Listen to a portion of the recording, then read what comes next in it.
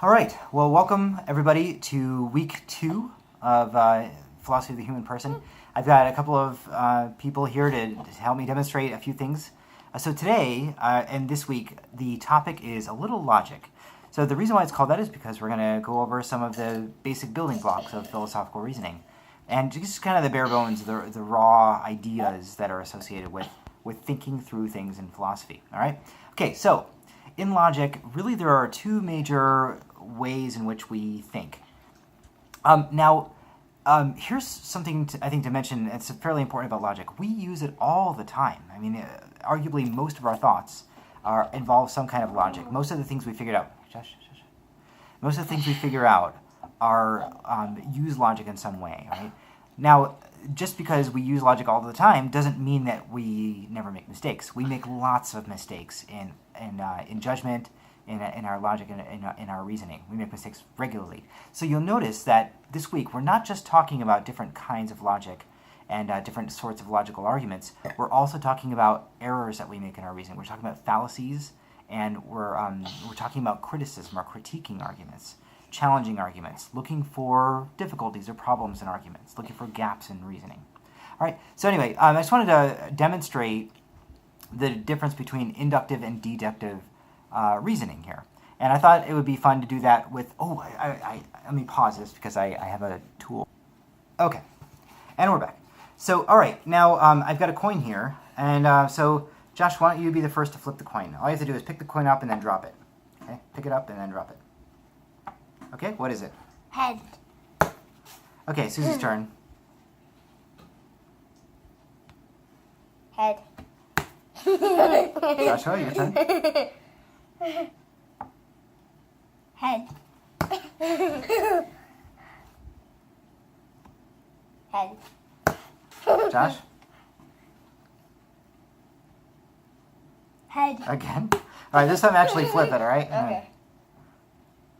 Tail. Okay, Josh? Head. Susie? Tail. Okay, Josh? Head. All right, now, what am I about to do? You're about to smack yourself in the head. Now, why is that? Because How do you know that? from the last times that we flipped the coin and it had heads, you smack yourself in the head with a cardboard piece. Okay, so Susie and Joshua have noticed every time the coin lands on heads, I use this cardboard and smack myself in the head, right? Okay, now, do they know for sure that the next time it lands on heads, I'm going to hit myself in the head? Do they know for absolutely 100%? No, they don't, right? Why not? Why do you think that is? Because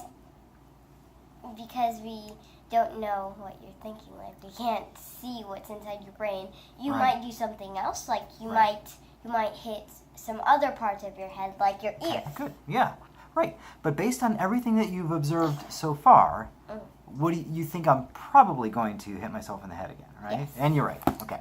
All right. So now, but probably, okay? So that sort of reasoning that Susie was using and that Joshua was using is called inductive reasoning. What they're doing is they're taking some information about the past and they're noticing a pattern in the past, and they're saying, every time we see this, we also see this. So the next time we see this, we're probably also going to see this. Do they know absolutely for sure? No.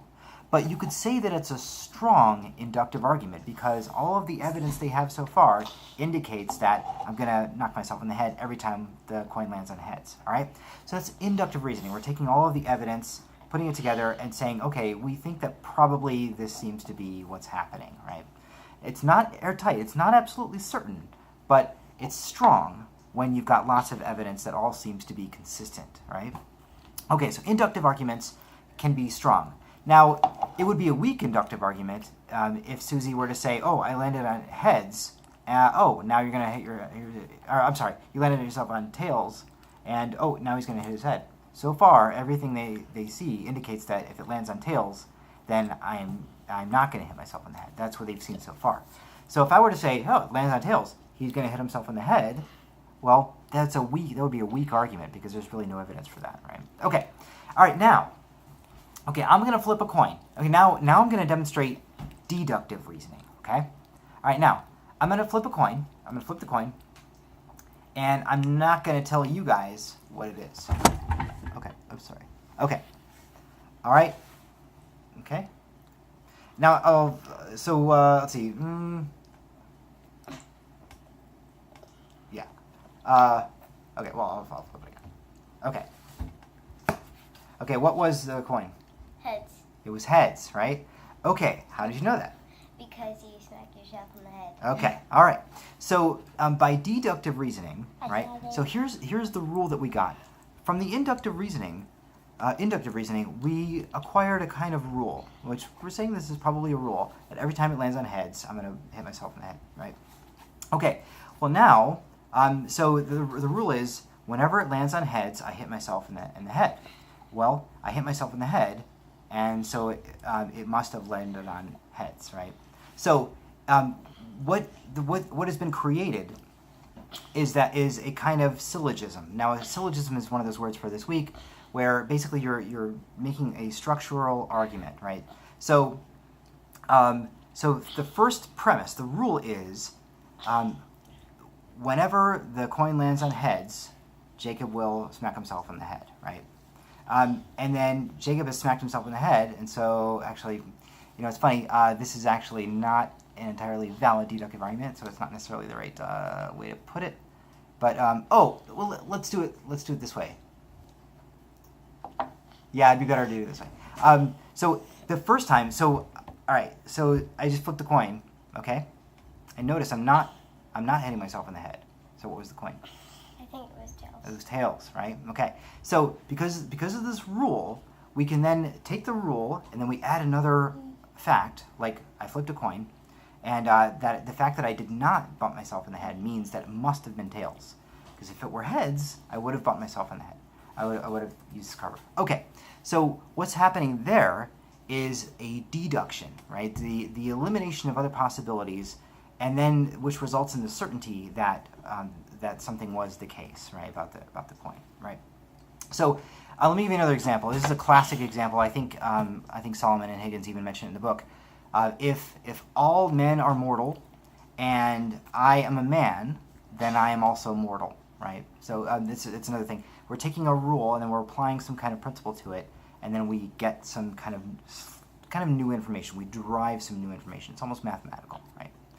Okay, so I'm going to talk a little bit also about critiquing arguments, right? So now notice, if in an inductive argument, if you there might be some sort of counterexample. Like, for example, if I were to say, well, every person I've observed has a nose, okay, and therefore all people have noses. Well, is that the case, right? Not necessarily, right? So there are some people without noses, right? That seems to be the case. You could probably Google it, right?